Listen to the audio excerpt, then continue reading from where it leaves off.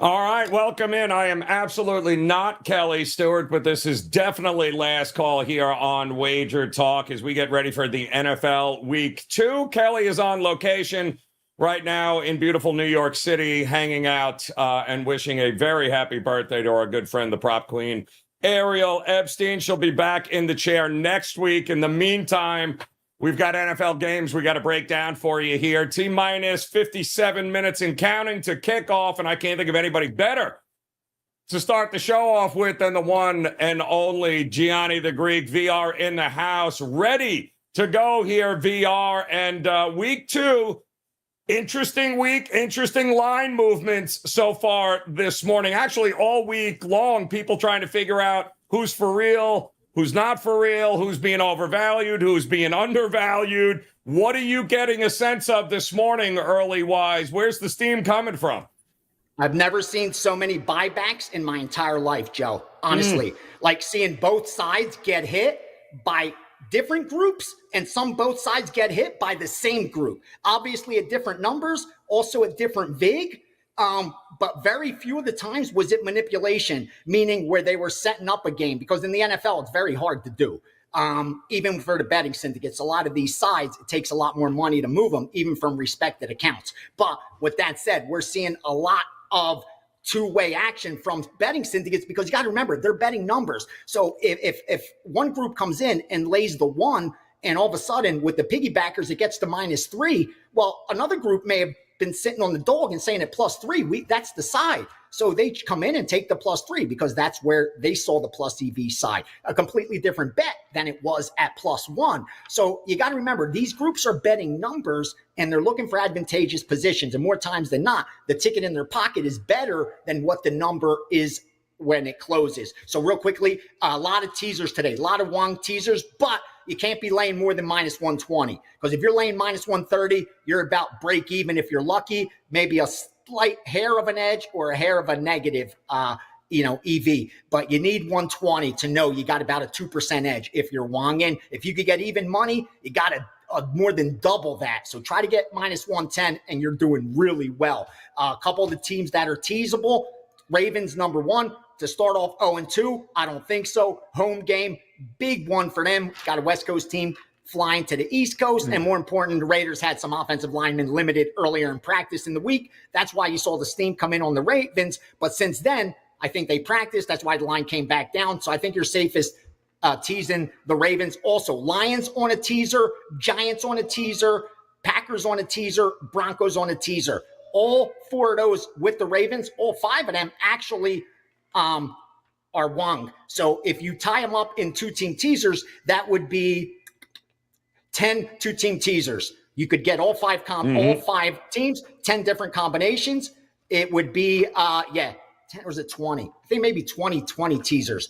It's just like a round robin, 20 teasers. Yeah. So if you want to get all 5, that would be 20 combinations. Now, a couple sides real quickly. Panthers took the 6.5, took the 6, and then took some even at 5.5 action, believe it or not. And the reason is the recency bias on the Chargers. I mean, one team looked as good as they could look, more or less. I mean, one team looked as bad as they could look in the Carolina Panthers. Chargers looked good, and the Panthers not so much. And I think there's a lot of recency bias there. We may look 6 weeks from now and say that should have been a 10-point spread, not 6. But right now, you're going off of 1 week of data. And I think that's why Carolina's being bet by the Sharps and faded by the public. Cowboys, I think they're the right side, but not seeing 7 worries me. Lions, we talked about. Teaser, Colts, Packers, 2-way sharp action. Browns got steamed. Vikings got steamed. Seahawks, pro group like the Seahawks. Giants, I talked about. As far as good teaser and taking them plus the points. What else were they on real quickly? Oh, the Texans at late at night. If it gets to 7, rest assured, there'll be some sharp groups to take the 7.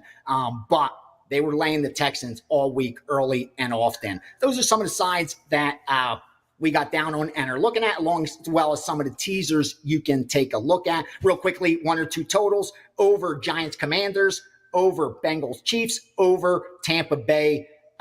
So a couple games that they're expecting some points in. All 3 got bet over. Again, follow, fade, ignore. I hope you cash them, don't trash them. Do some damage in week 2. I got the steam room going on next door. So head on over. We're going through game by game and sharing as much as we can.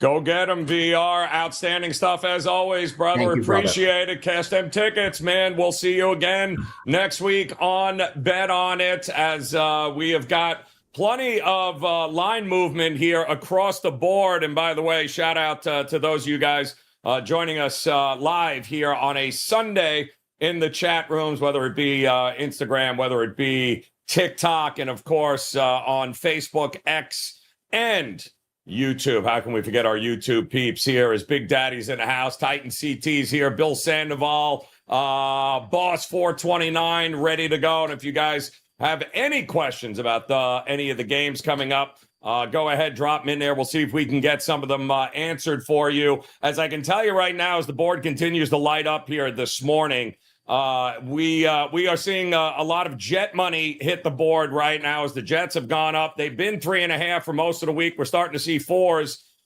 even a 4.5 beginning to pop up here as the Jet love is starting to show in the marketplace. Finally, we were wondering when that hook was going to disappear with Seattle, who has been maintaining right around 3.5 all week long. And we know that, of course, Kenneth is out there. Kenneth Walker is out, the running back for Seattle. He has been ruled out.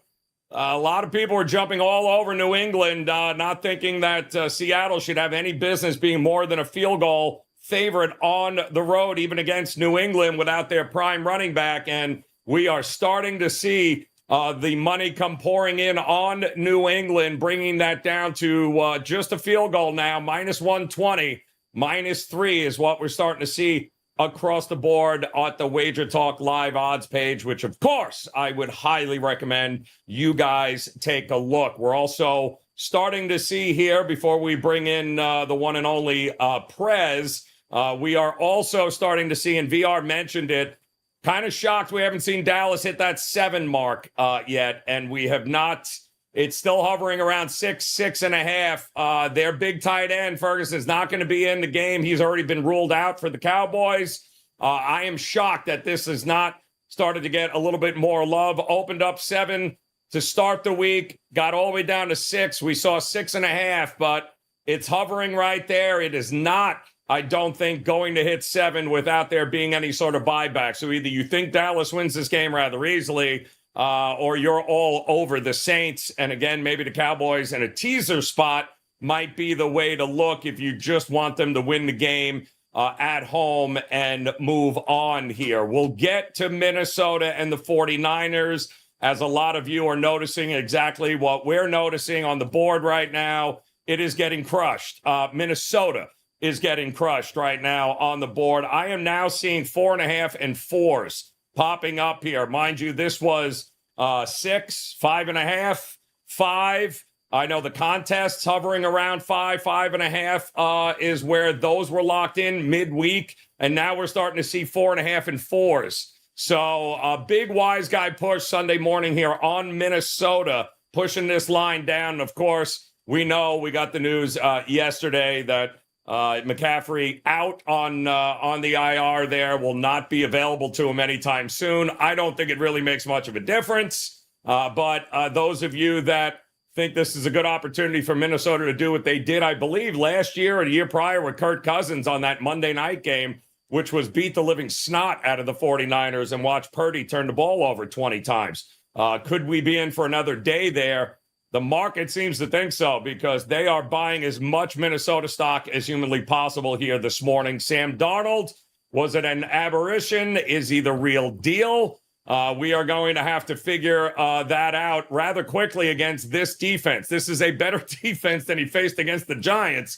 We'll see whether or not O'Donnell is really is really this quarterback whisperer and can really, one man shits another man's gold, apparently. We'll see if Sam Darnold is that. As we welcome in the Prez, Lawrence Presman in the house, ready to go here on a big Sunday week 2, Prez. Welcome in, my brother. I know you've been itching all week with this, with these NFL games coming up, and I know you got a couple you want to break down. Namely, a game that has not been talked about much, although we just saw it come across in the chat room. Cleveland and Jacksonville, two teams that lost in interesting ways last week there, Prez. Both coming in 0-1. It's another hot, humid day here in Florida, in Jacksonville. What do you think we're getting in this game with the Browns and the Jags today? Joe, first off, thanks for having me. Really excited to be here. Loved doing this last week. Not often I'm on a show with somebody better looking than me, so I have to get used to that and accept that. Plus, man, you are seriously freaking tanned, bro. Okay. The other thing is, I had a horrific You're day Canadian yesterday. and I'm in Miami. There's a big difference there, Prez. There's a big difference. It's like 85. It's like 85 degrees here, dude. Had a horrific day yesterday. Yesterday was a humbling day, dude. You know, I had a 5% play in Mississippi State.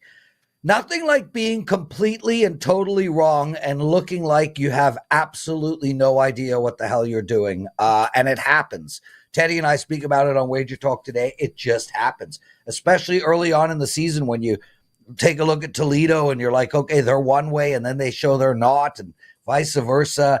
Humbling experience. But the good part about it is that was yesterday. So let's get into today's action. My apologies to everybody who did play my plays yesterday. We just cannot win on demand. Okay, Cleveland and Jacksonville.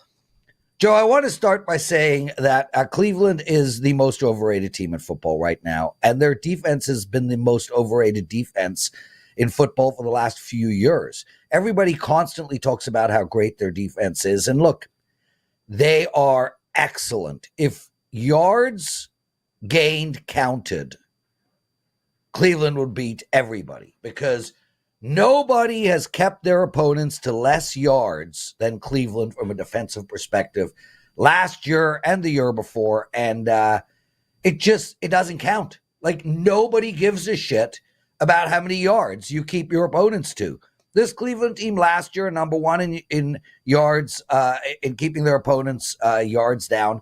Number 16 in allowing points scored. They have a mediocre defense in the only statistic that matters, keeping points off the board. I look at this Cleveland team and I think to myself, this team is in a free fall.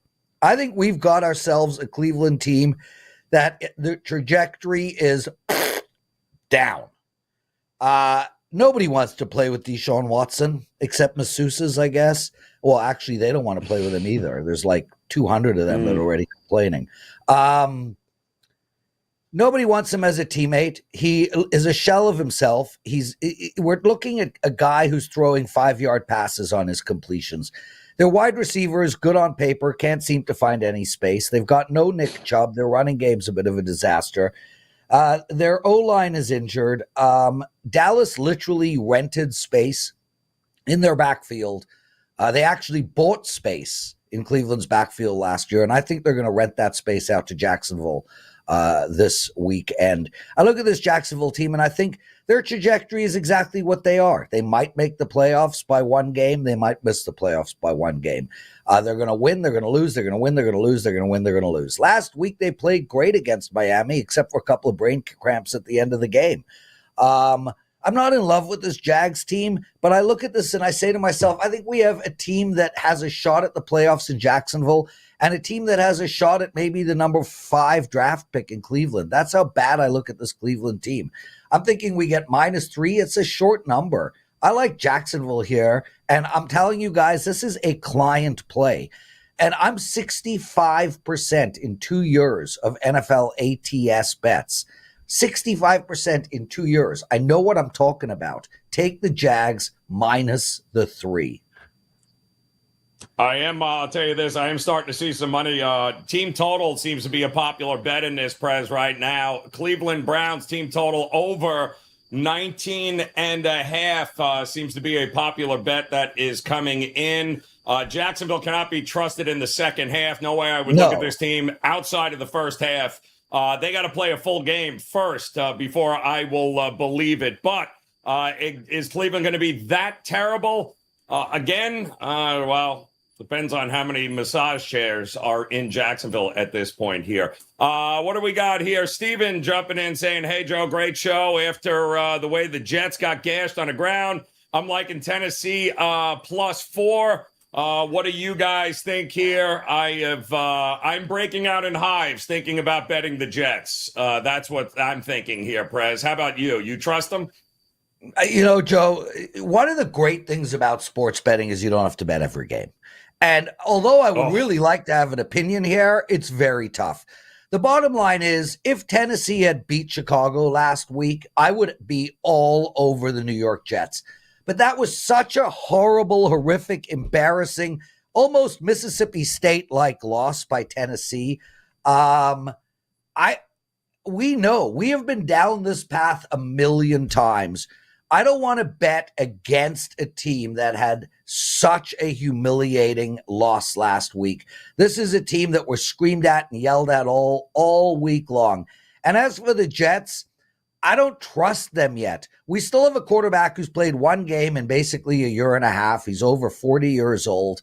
He has as much gray hair as me. I got to believe this is a layoff game. If I had to bet it, I would look to the under, but I just don't find any value in any direction on this football game. Yeah, I'll tell you what, the prize draft pick of Tennessee was J.C. Latham, the offensive tackle that was supposed to be able to protect their quarterback there, Will Levis, and he gave up the third most pressures last week against Chicago, 5 to be in fact. I can't imagine what Quinnen Williams is going to do here today. I'm with you, Prez. It feels like an under across the board. There is no way they are going to allow him to drop back Will Levis and throw the ball against this Jets team. I think it's going to be very slow going. And that secondary at Tennessee is legit, people. Absolutely legit with Snead back there. So I think this is run versus run. May the best team win. Good luck getting points in this one here. You have a interesting thought, though, on the New England-Seattle game, which I had just said, Press, we're starting to see some money rolling in on Seattle here this morning. It's been 3.5 for most of the week. The hook has been out there. No Kenneth Walker. That means Geno and others are going to have to get it done on the road in New England. On paper, you would think this shouldn't be a problem, but now we're starting to see threes across the board here. How are you approaching this one? Joe, I think it's really easy, and I think everybody here listening, and by the way, everybody, thank you for joining us on today's show. Really appreciate it. Write this down. Bet the team total for New England Patriots under from now until the end of the year. This is a team, Joe, I don't know if you realize this. They averaged 13.6 points a game last year. That is literally under 2 touchdowns a game. Now, I understand they had no quarterback last year. They don't have one this year either, Joe. And their running game is excellent. So the way I want to look at New England, and I'm going to explain this in 2 directions. The most important thing for over and unders is how many downs it takes to get how many plays it takes to get a first down. If you take a look at teams like Kansas City, they probably average roughly 2 plays to get a first down. New England is going to average about 2.8 plays to get a first down, which means they are going to eat through the clock. I think we're going to see the most conservative offense in the league every game by far. There is simply no reason for Brissett to air that ball out and to stretch the field. This is a team that is going to run the ball 2 out of 3 plays. When they do pass the ball, it's going to be on slants and outs, some wheel routes, 5 yards, that type of a thing. They're going to slow this game to a crawl. Conversely, I think they might have one of the best defensive units in the league, and I think their secondary is probably second to none. What does that mean? That means their opponent is going to average close to 3 plays per first down. So I think we see all year long New England using all 3 plays to get a first down, New England's opponent using all 3 plays to get a first down. That's going to slow New England down, and they're going to be horrible in the red zone, as we saw last week with only one touchdown. And they're going to be slow themselves. Under 17.5 minus 140. Man, if that line is around all year, take it every week without question. Don't worry about their opponent. Don't worry about the point spread. This is as easy as it gets. Team total under New England Patriots all year long.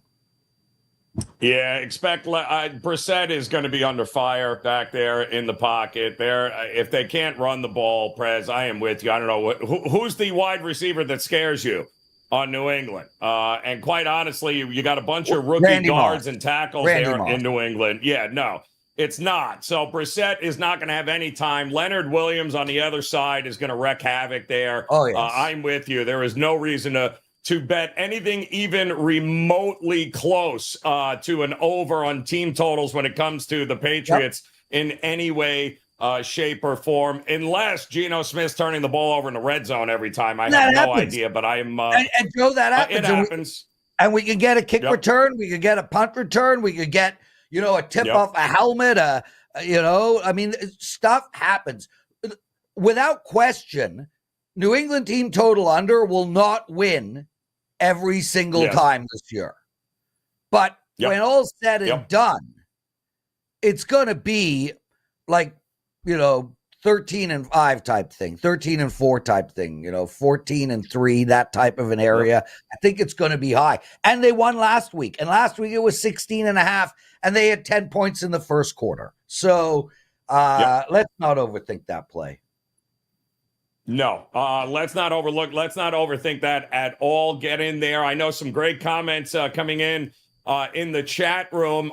Andrew also pointing out that you're right. McDonald, the new head coach of Seattle, one of the better defensive minds. That plays right into the under as well for the New England team total there. Also, I believe it was Titan CT, by the way. Jets are going to play 3 games in 10 days because they play Thursday as well this week against New England. So, the schedule is interesting to say the least for the Jets. So this is a game they need to have this one. We can forgive the loss to the 49ers on the road, but you're not going to forgive a loss to Tennessee. What does that mean they need to have this one? Is that factored into your betting? It means that if the Jets are all in because they have a healthy Aaron Rodgers at 40 years old, you better win the games you're supposed to win early on. Otherwise, you ain't making the playoffs, and the coach is gone, the front office is gone, everybody is gone if you're losing to Tennessee and to New England, and you start 0-3 within a 2-week stretch.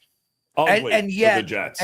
And yet teams lose in those situations as often as they win.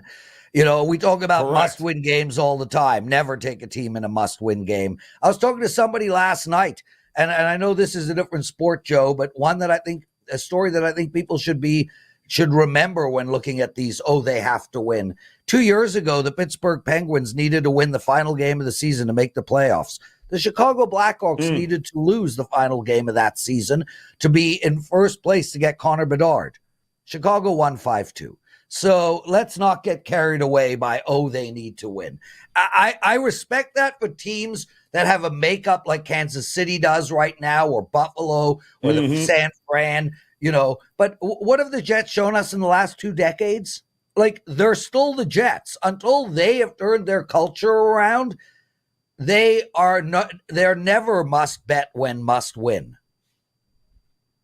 I wouldn't bet him at all, but I also don't want to hear any more sound bites of Aaron Rodgers telling Jet fans to relax because you lose this game and you lose to New England. Nobody's relaxing in Jet Nation. I can promise you that, Aaron Rodgers, and you can say it all you want. It ain't going to make life any easier for you on that one there. Cowboys also seems to be a lot of love in the chat room for the Cowboys here today against the Saints. We do have a message from our friends over at the WestGate. Chase Michaelson was supposed to be on today, but they're having a little bit of a difficult time right now at the sportsbook at the WestGate. which apparently somebody used the bathroom and things didn't work out all that well. So now the hazmat team is in the sports book. But I will tell you what he just wrote me here. The Sharps are on a couple of games here today. Big. New Orleans is one of them, plus 6.5. And like we had mentioned earlier, we're starting to see, I'm kind of shocked, Prez, this didn't get to a touchdown. It never hit 7. It's hovering around 8. Well, listen, even if it does hit 7, it's coming back down to 6.5 because that's the line drawn in the sand. And the book needs New Orleans plus 6.5, Green Bay plus 2.5, and the Raiders plus 9, which is also interesting here because we're starting to see that the money keeps rolling in on the Ravens here. I'm starting to see 9s again. And Chase is telling us right now he has seen nothing but big bets on New Orleans. Green Bay at home is a dog, and the Raiders plus 9. I can't argue with any of those, Prez. Can you? Well, I can argue with on one of them. So, firstly, Green Bay, I think, is the right side here. Somebody asked me last night, how can Green Bay win? They don't have Jordan Love. Let me tell you guys, yes, they are technically the youngest team in football. However, this is a team that went to the playoffs last year, and this is a team that has kept their defense assembled. In other words, they have not had a complete turnover. This is basically the same unit that ran out last year. This Green Bay Packer team is a veteran team, even though they are young. They made the playoffs last year. They understand how to win. They are playing at home. They are playing against an Indianapolis team like the New York Jets that have not earned the right for us to bet on them yet. And they're going to run the ball all day long. I can see Green Bay getting out of this thing with a win. I'm not betting this game, but I think Green Bay is the right side. As for the new, I want to leave the Dallas to last. What was the other one? The Raiders. In fact, he just I don't see the Raiders are a bad bet. The Raiders are a bad bet. The book needs Raiders and Panthers money line in a big way, as well as Pittsburgh to win, because there's a lot of Denver love in the market right now.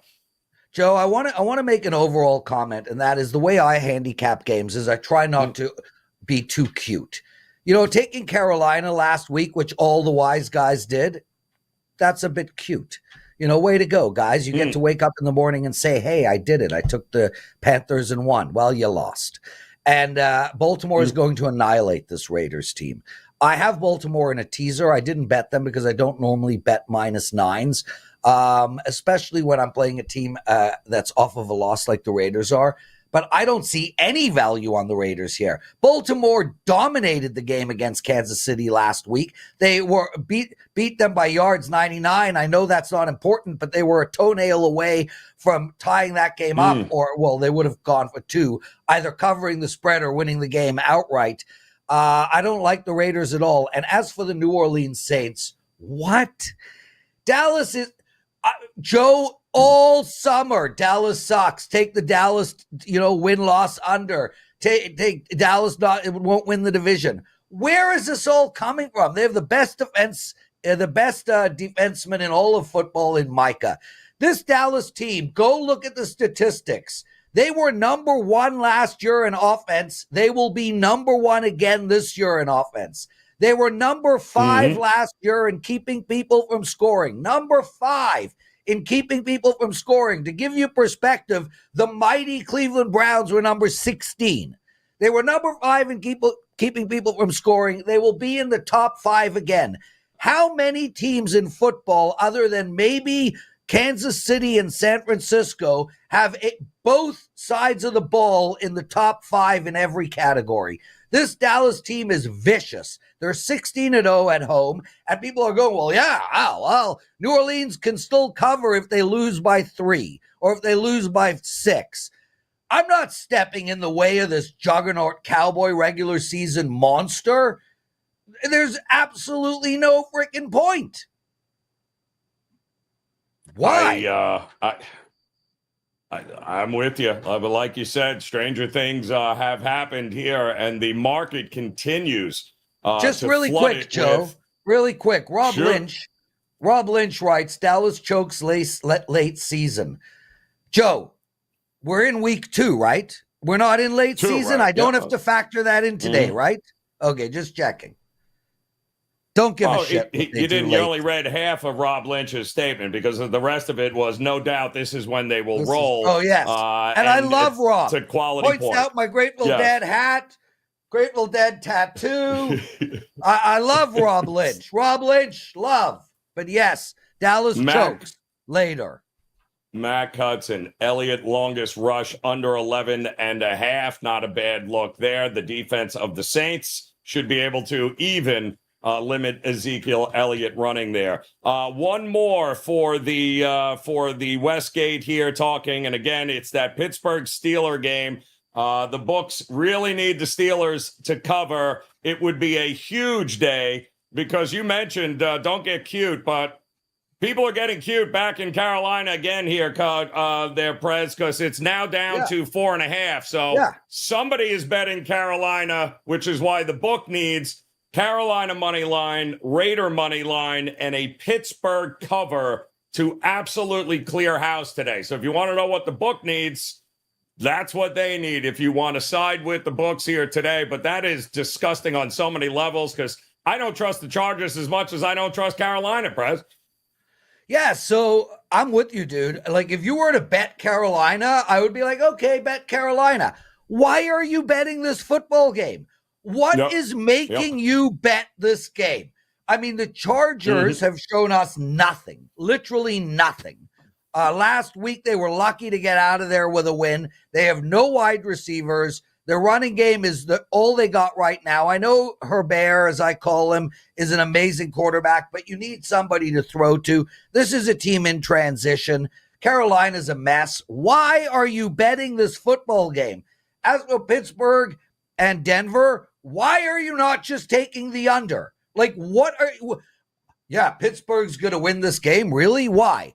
Pittsburgh did nothing last week against Atlanta. Now, yes, they have a monster in Crosby. In TJ Watt. By the way, and I mentioned this, TJ Watt is the best thing for my sex life. I just put him on TV. My woman gets excited. We go at play.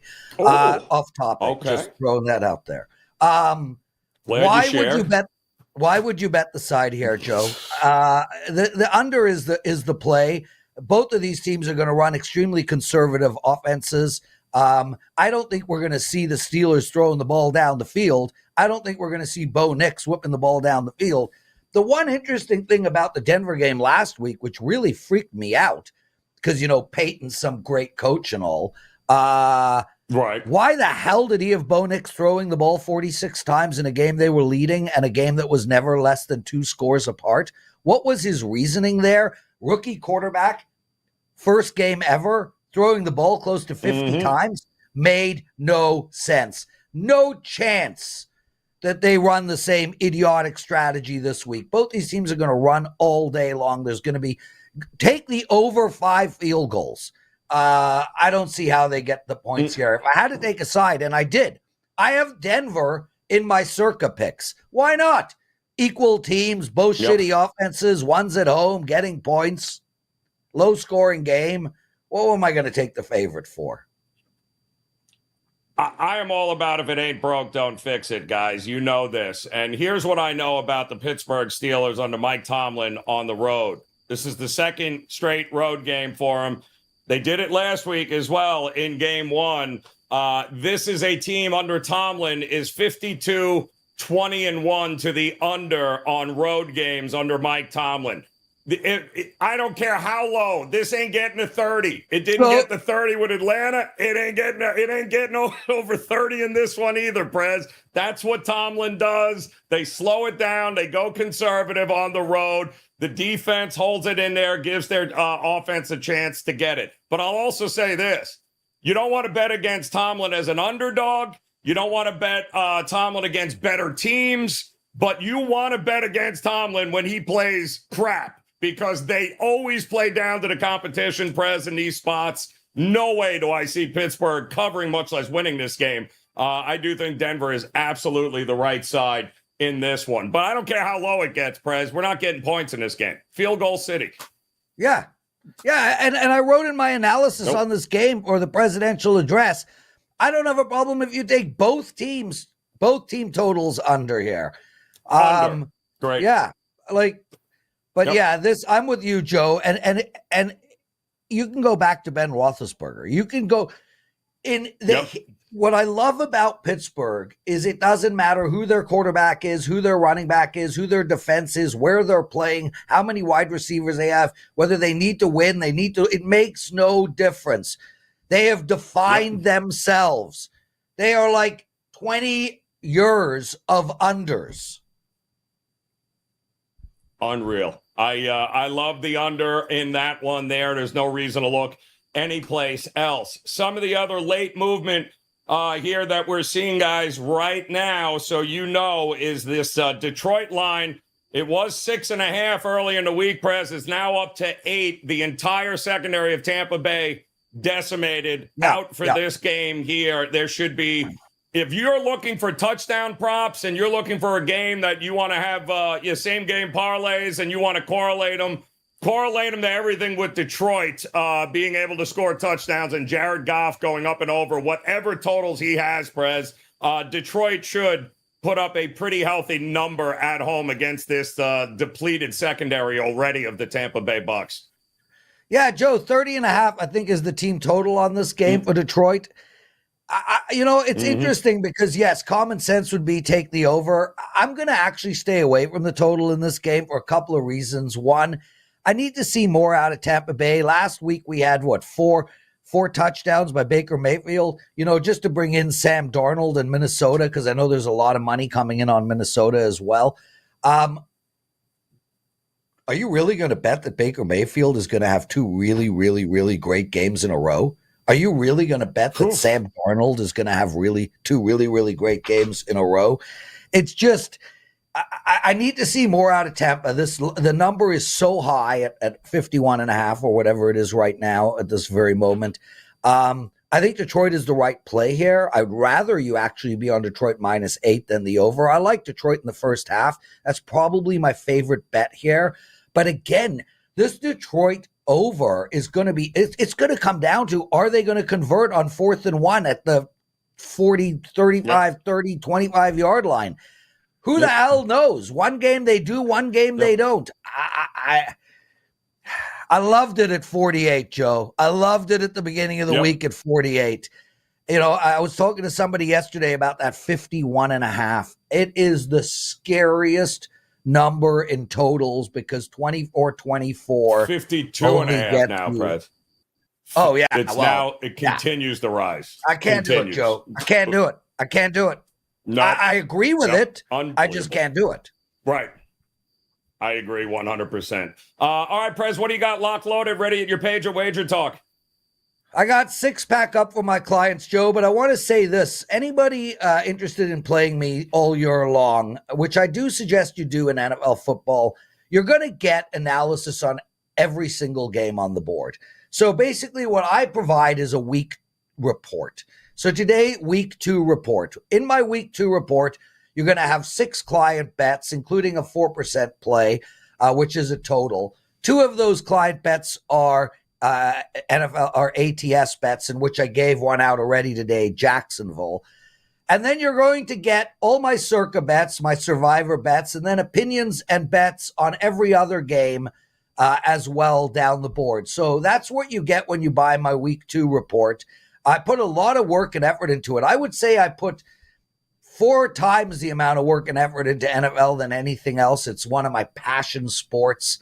So that's what you get if you play the Prez. And the best part about it is I had a horrific day yesterday.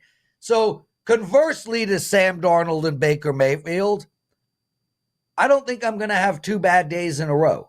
That's where I'm at, my friend. I'm so privileged to be doing this show with you. How fun was that? Outstanding as we flew by on that, Prez. No doubt you're going to run it 6-0 day in your future here, Prez. I have no doubts, man. Go get it. Appreciate the time as always. And once again, those of you guys joining us on the social media chat rooms there, whether it be TikTok, Instagram, X, in fact, Facebook, and of course, YouTube. I'm talking to you, Mac Hudson, Andrew, Boss 429's Titan CT, Big Daddy in the house, Roger, Long, Have Cash. The list goes on and on and on and on and on. And you guys have been great. Also, Chap over on Instagram, appreciate you. Kevin Bush, Mar Reggie over on TikTok. This is Last Call, guys, each and every Saturday and Sunday. Come back and join us here as we give you all the last-minute line moves. We go live from the WestGate Sportsbook, the Superbook, each and every Saturday and Sunday to get you all the needs and all the latest information live from the Risk Room, except for today, of course, as they had a bit of a plumbing problem. However, if you're just joining us, keep in mind the big needs for the Sportsbooks today involve the money line for the Raiders, the money line for Carolina, and Pittsburgh to cover and maybe just win in a big fashion. A lot of sharp money coming in on New Orleans, a lot of sharp money coming in on the Raiders, and also, no doubt, Minnesota has gotten a ton of love as that is now down to 4 in the marketplace on the 49ers. T-minus 16, actually 18 minutes and counting till the opening kickoff. Give us that thumbs up, hit that like, hit the follow button. Make plans to come and join us again all week long here on WagerTalk TV. Nobody's got more free content than we do all week long. On behalf of the fellas here at WagerTalk and Kelly Stewart, as she celebrates with our good friend, the prop queen, and her birthday here, Ariel Epstein. Happy birthday, Ariel. Guys, enjoy the games today. Best of luck with all your plays. We'll see you again next weekend for another edition of Last Call. Cash those tickets, guys. We'll see you again soon.